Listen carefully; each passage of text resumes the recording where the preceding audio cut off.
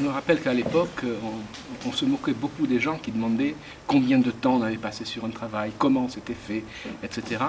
Et moi, il m'a toujours semblé qu'aller au cœur du travail, de la mise en route d'un travail, de comment c'est fait, avec quoi c'est fait, c'était beaucoup plus important que de dire pourquoi c'était fait.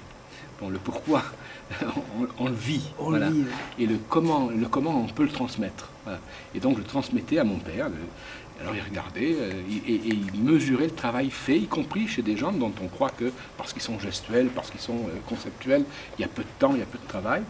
Bon, montrer quelle était la charge nécessaire de travail personnel et social dans un travail d'artiste, comme dans un travail de charcutier, de plombier, dans tout travail.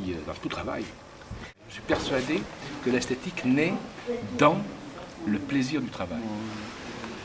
On dit qu'il y a 3 états qu'on ne peut pas se donner à soi-même. On ne peut pas se dire saint, on ne peut pas se dire sage, on ne peut pas se dire poète. C'est les autres qui le disent. L'une de mes problématiques d'écriture, c'est de mettre en place des dispositifs qui me permettent de comprendre comment un Ezra Pound peut écrire, ou comment un Rimbaud peut écrire, ou comment un Gluck peut écrire, ou comment, etc., etc. Comment un Darras peut écrire, pour prendre 2 personnes que j'ai entendues ces jours-ci. Voilà. Dormeuse, grande lune pourpre dont les rabats bleuissent, toute la distance entre sable et albâtre dans les pattes du loup.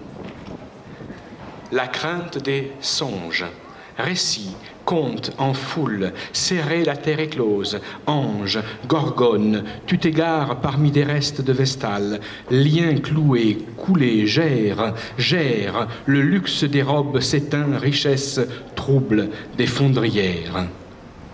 La meuleuse remue la cire lourde des lauriers, odeur de rien au creux des reins, feulement de l'eau. C'est la nasse désamarrée, roulée, coulée, éclose, les rires d'une tribu de cordeurs qui ornent leurs morts de bijoux d'or. Cerné de caresses, je joue, roule dans l'infini confiné des closeaux.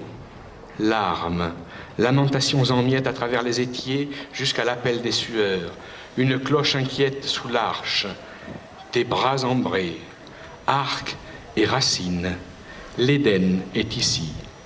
En nous, l'un dans l'autre, enfouis, nous sommes fusion.